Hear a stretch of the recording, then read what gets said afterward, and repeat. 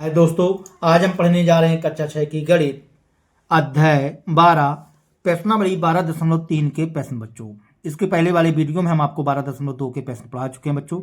यदि आप हमारा वो वाला वीडियो ना देख पाए हो तो आप हमारे चैनल के प्ले लिस्ट में जा करके प्रत्येक वीडियो को सीरियल बाय सीरियल देख सकते हैं बच्चों। तो प्रश्नावली 12.3 का पहला नंबर प्रश्न बच्चों, यदि 7 मीटर कपड़े का मूल्य 1470 रुपये हो तो 5 मीटर कपड़े का मूल्य ज्ञात कीजिए। ठीक है बच्चों, तो इन प्रश्नों में हमको आगे 1 मीटर का मतलब एक से संबंधित निकाल लेना है बच्चों। मतलब ये प्रश्न जो है ऐकिक विधि वाले क्वेश्चन है बच्चों, ऐकिक विधि वाले। ठीक है, तो यदि 7 मीटर कपड़े का मूल्य 1470 है वो तो 5 मीटर कपड़े का मूल्य ज्ञात कीजिए। तो चलिए बच्चों इस क्वेश्चन को सॉल्व करते हैं। इसी प्रकार से दूसरा नंबर प्रश्न क्या बच्चों, देखो एकता 10 दिन में 3000 रुपये अर्जित करती है तो 30 दिन में वह कितना रुपये अर्जित करेगी। ठीक है, तो आगे पहला नंबर क्वेश्चन सॉल्व करते हैं बच्चों। तो पहला नंबर प्रश्न बच्चों, यदि 7 मीटर कपड़े का मूल्य 1470 रुपये हो, यहां लिखते हैं बच्चों 7 मीटर कपड़े का मूल्य, 7 मीटर कपड़े का मूल्य बराबर कितना बच्चों, 1470 रुपये, 1470 रुपये। आगे हम 1 मीटर कपड़े का मूल्य निकाल लेते हैं। 1 मीटर कपड़े का मूल्य,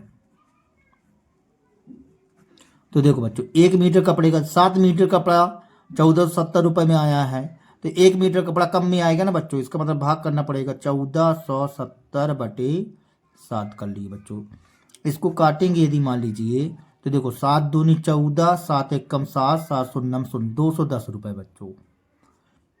1 मीटर कपड़े का मूल्य आ गया 210 रुपये। 7 दूनी 14, 7 एक कम 7, 7 शून्य शून्य, भाग कर दिए बच्चों 210 रुपये। हमको 5 मीटर कपड़े का मूल्य निकालना है तो 5 मीटर कपड़े का मूल्य बराबर हम क्या करेंगे बच्चों, 210 में 5 का गुणा कर देंगे बच्चों। तो 5 शून्य शून्य, 5 एक कम 5, 5 दूनी 10, 1050 रुपये आ गया बच्चों। यहाँ पास लिख दीजिए अतः 5 मीटर कपड़े का मूल्य 1050 रुपये, यही कहला जाएगा हमारा आंसर सॉल्व दैट। ठीक है बच्चों, इस तरह से। दूसरा नंबर प्रश्न बच्चों, दूसरा नंबर प्रश्न कह रहा था कि एकता 10 दिन में 3000 रुपये अर्जित करती है तो 30 दिन में वह कितने रुपए अर्जित करेगी। देखो बच्चों एकता 10 दिन में रुपए अर्जित करती है,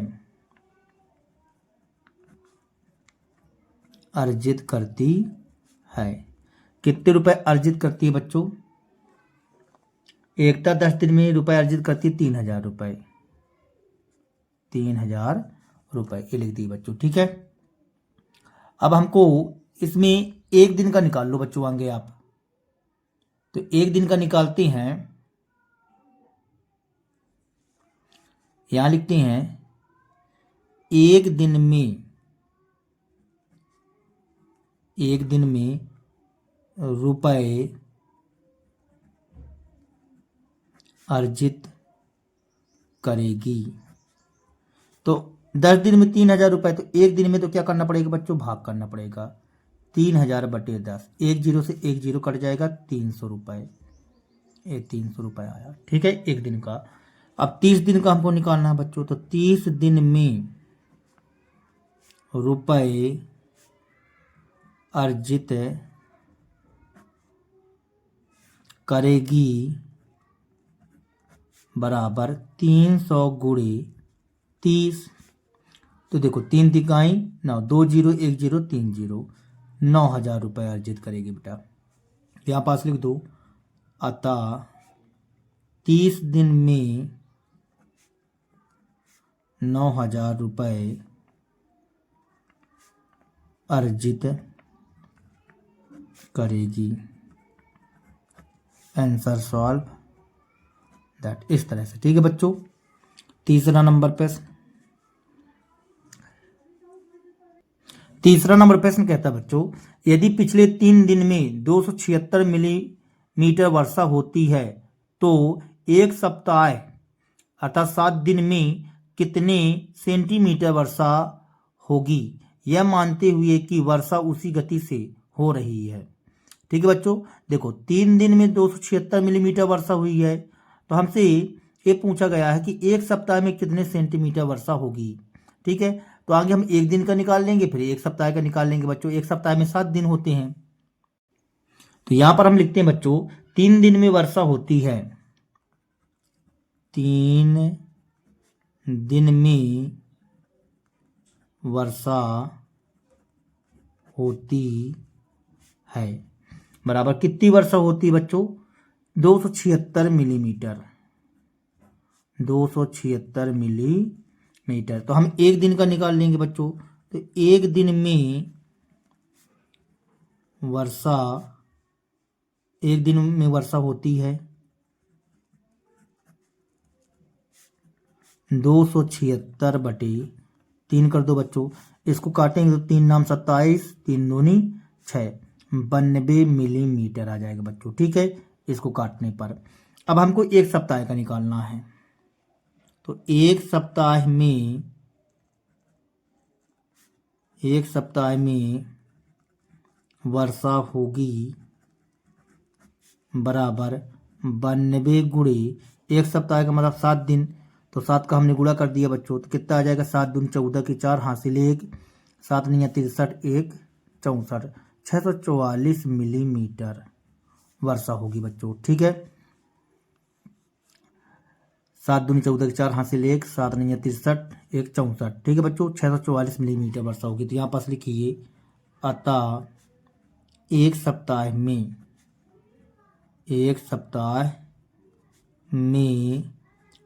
644 मिलीमीटर वर्षा होगी, और यही कहला जाएगा बच्चों आंसर सॉल्व दैट। ठीक है, चौथा नंबर प्रश्न कहता है बच्चों 5 किलोग्राम गेहूं का मूल्य 91.50 रुपए है। ठीक है, तो मतलब 5 किलोग्राम का मूल्य इतना है, तो हमसे पूछता 8 किलोग्राम गेहूं का मूल्य, और कहता है 183 रुपये में कितना गेहूं खरीदा जा सकता है। देखेंगे बच्चों, चौथा नंबर प्रश्न बच्चों 5 किलोग्राम गेहूं का मूल्य, 5 किलोग्राम गेहूं का मूल्य बराबर 91.50 रुपये, ये कर दिए। आगे हम यहाँ 1 किलोग्राम गेहूं का मूल्य निकाल लेते हैं बच्चों। 1 किलोग्राम गेहूं का मूल्य बराबर 91.50, ये 5 का भाग कर दो बच्चों, 5 का भाग करेंगे तो 5 एक कम 5, 4 बचा, 5 अट्ठे 40, दशमलव उतार दीजिए, यहाँ 1 बचेगा बच्चों, 5 15, 509 0, 18.30 पैसे, 18 रुपये 30 पैसे 1 किलोग्राम गेहूं का मूल्य।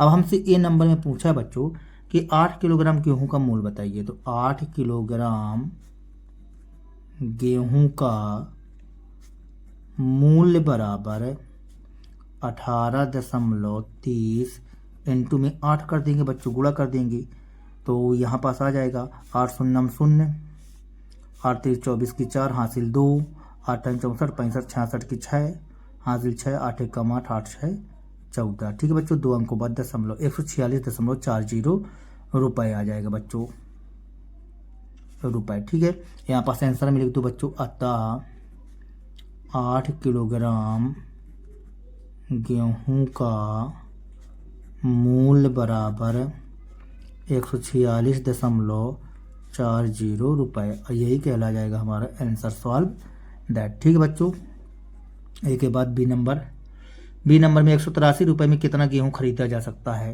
देखो बच्चों, आगे एक बात बताओ, 18.30 रुपये में आप 1 किलोग्राम गेहूं खरीद सकते हो। ठीक है ना, 18.30 मतलब 18 रुपये 30 पैसे में आप 1 किलोग्राम गेहूं खरीद सकते हैं ना बच्चों। तो 183 रुपये में, तो आप यहीं से पकड़ लीजिए बच्चों। देखो 18.30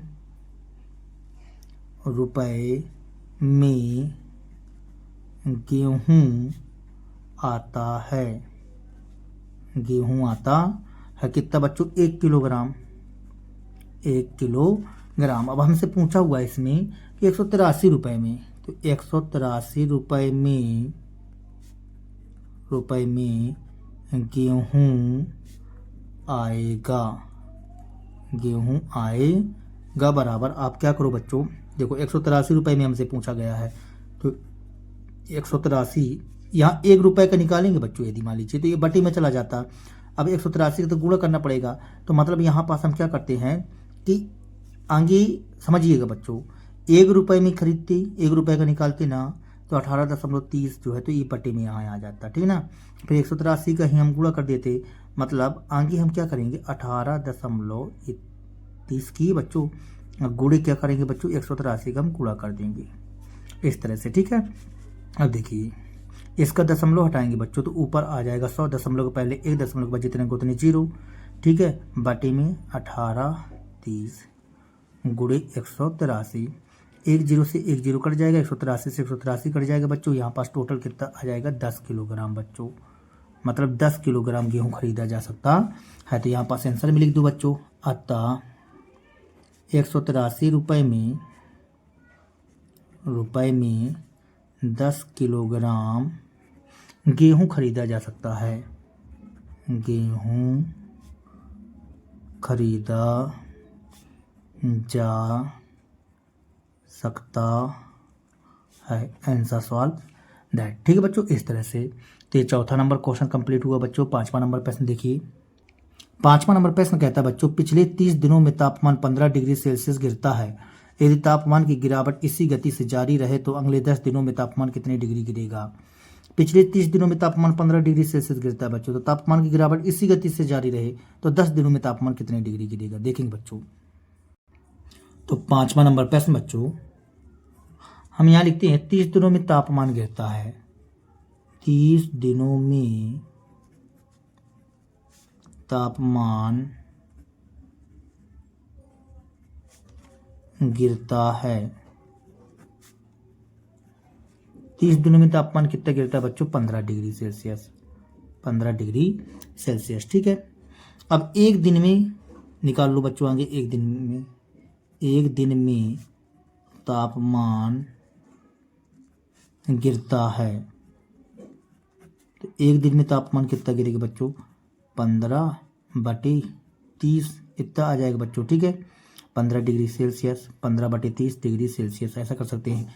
इसको काटेंगे बच्चों तो कितना आ जाएगा 15 एकम 15, 15 दूनी 30, 1/2 डिग्री सेल्सियस, ठीक है बच्चों। ये कर दिए, कोई दिक्कत, ठीक है बच्चों।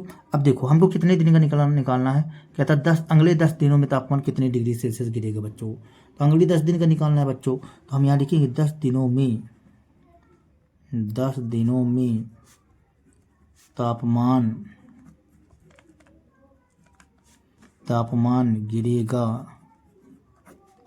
गिरेगा, तो यहाँ से 1/2 गुणे 10 कर दो बच्चों, तो 2 एकम 2, 2 पंचे 10, मतलब कितना आ जाएगा बच्चों, इसको हल किया जाए तो 5 डिग्री सेल्सियस, 5 डिग्री सेल्सियस आ जाएगा बच्चों, ठीक है। तो यहाँ पास लिख दो, अतः अगले 10 दिनों में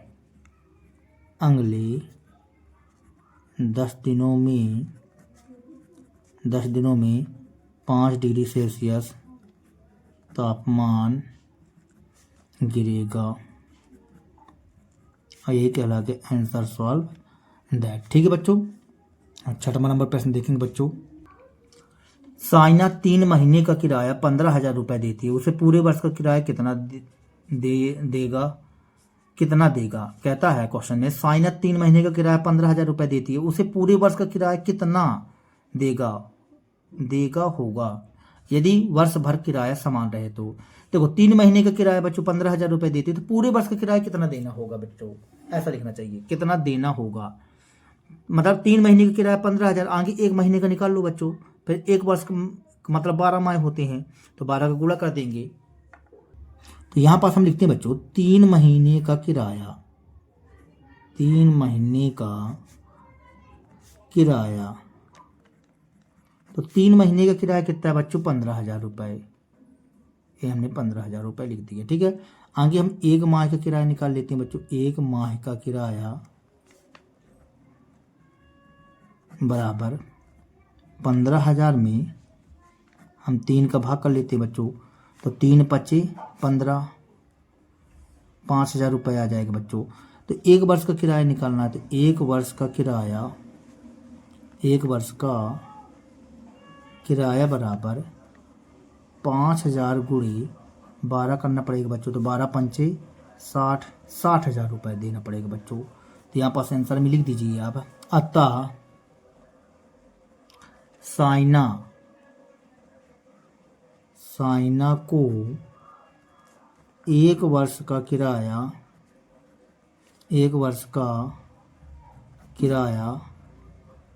60,000 रुपये देना होगा। ठीक है बच्चों, यही कहला जाएगा हमारा आंसर सॉल्व दैट। ठीक है बच्चों, ये 6वां नंबर क्वेश्चन बच्चों। 7वां नंबर प्रश्न देखेंगे बच्चों। 7वां नंबर प्रश्न कहता है बच्चों, 4 दर्जन केलों का मूल्य 180 रुपये है, तो 90 रुपये में कितने केले खरीदे जा सकते हैं। मतलब 4 दर्जन केलों का मूल्य कितना है बच्चों, 180 रुपया। 4 दर्जन में केला कितने आते हैं, 180। 4 दर्जन केले जो आते हैं वो 180 रुपये में आते हैं, तो 90 रुपये में कितने केले आएंगे बच्चों, हमसे ये पूछा गया है। मतलब हम कह सकते हैं 180 रुपये में 4 दर्जन केले आते हैं, 180 रुपये में 4 दर्जन केले, तो आगे 1 रुपये का निकाल लो बच्चों, फिर 90 रुपये का निकाल लीजिएगा, देखेंगे। तो हम यहाँ लिखते हैं बच्चों कि 180 रुपये में केले आते हैं।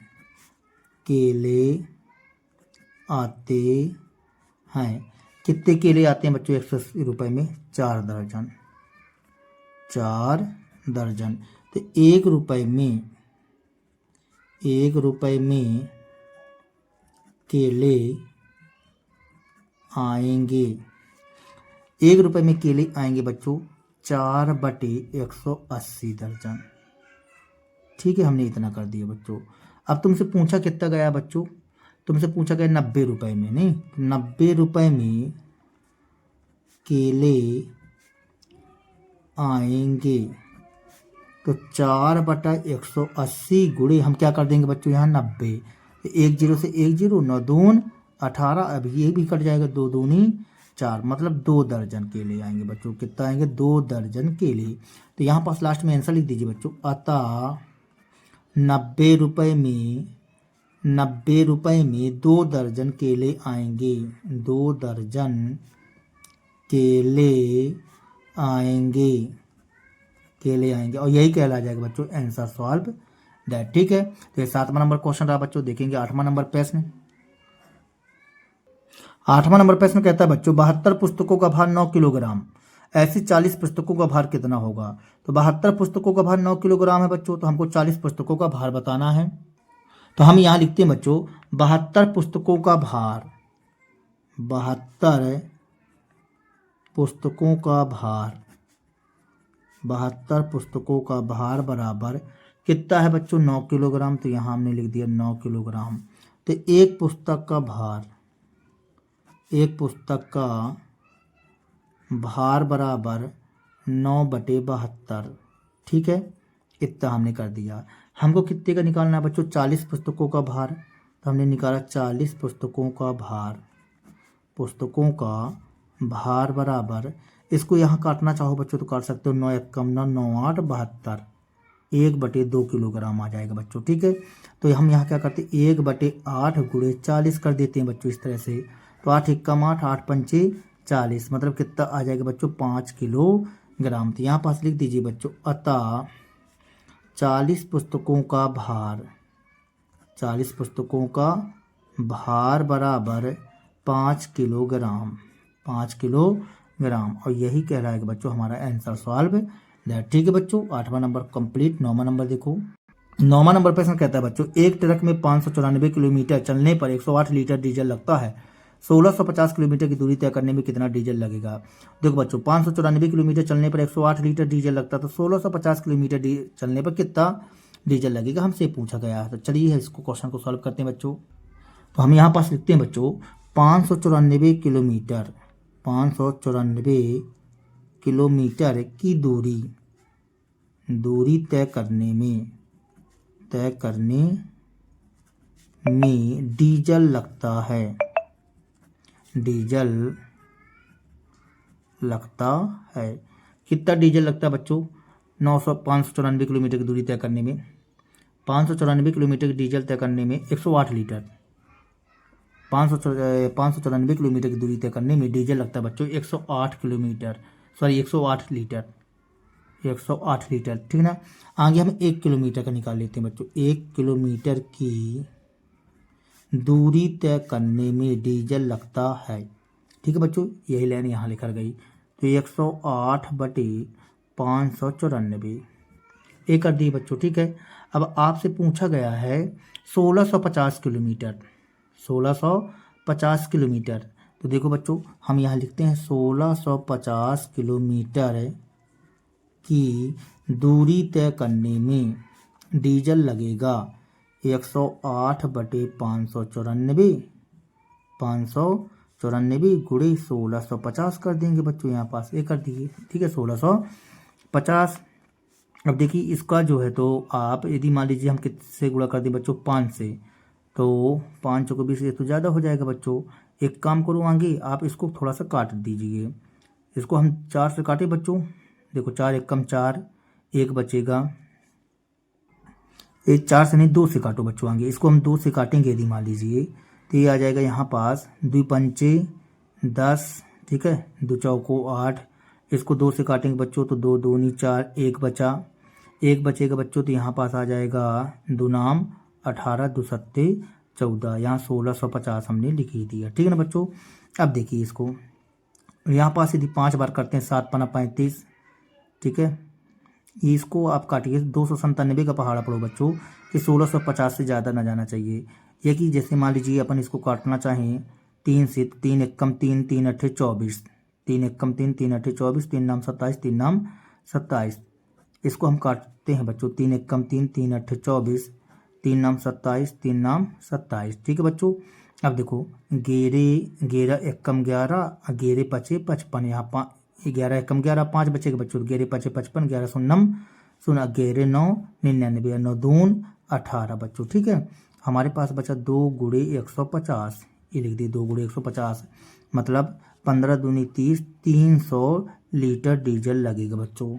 कितने लीटर डीजल लगेगा? 300 लीटर बच्चों, ठीक है ना। तो यहाँ पास लिख दीजिए आंसर में कि अतः 300 लीटर डीजल लगेगा, इस तरह से बच्चों। तो यहाँ पास हम लिख देंगे बच्चों अतः 650 किलोमीटर की दूरी तय करने में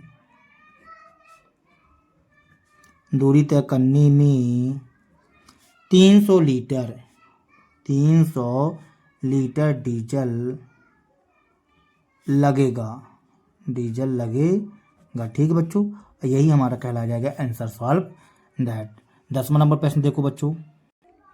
10वां नंबर प्रश्न कहता है बच्चों राजू ने 150 रुपए में 10 पेन और मनीषा ने 84 रुपए में 7 पेन खरीदे, ज्ञात कीजिए कि किसने पेन सस्ते खरीदे।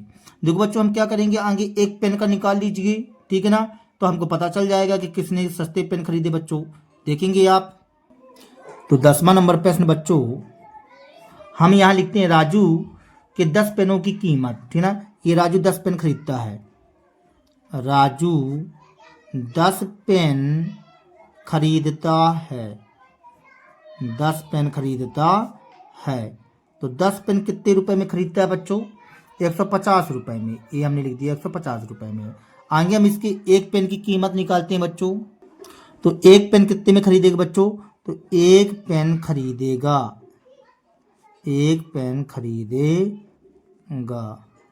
तो एक पेन खरीदेगा बच्चों 150/10 कर दो, फिर 1 0 से 1 0 कट जाएगा, एक पेन 15 रुपए में बच्चों, 15 रुपए में, ठीक ना।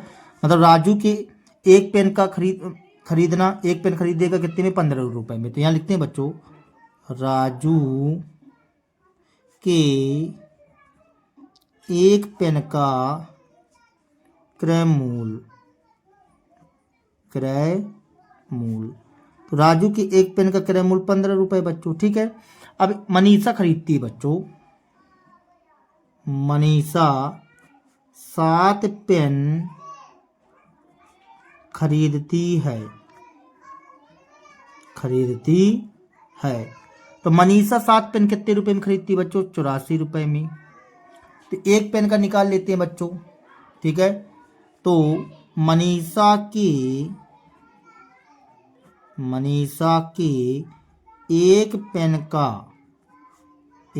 का क्रय मूल्य लिख दो बच्चों, एक पेन का क्रय मूल्य।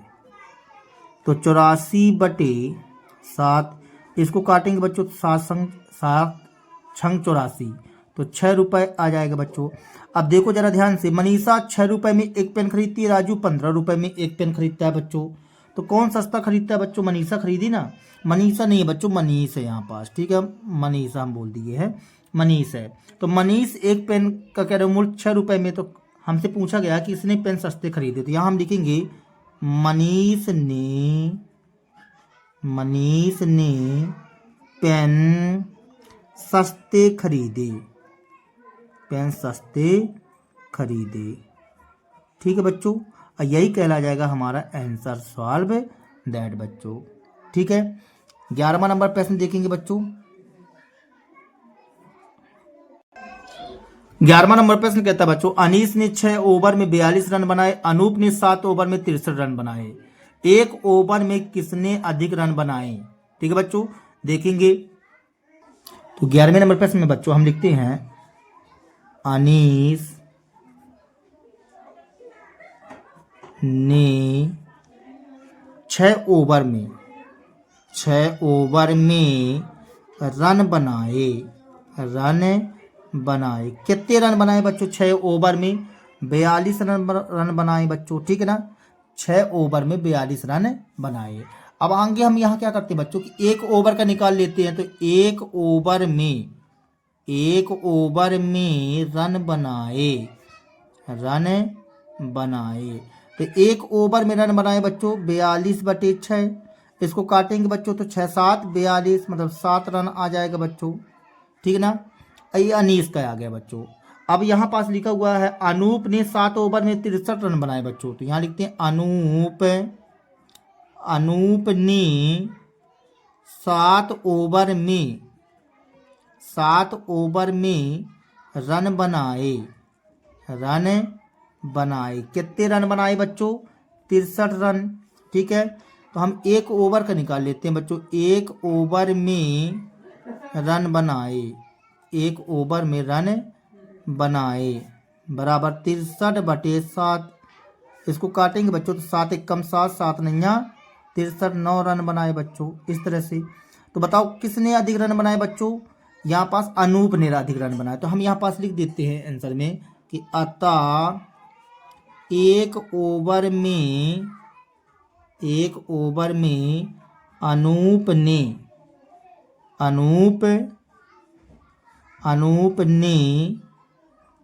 अधिक रन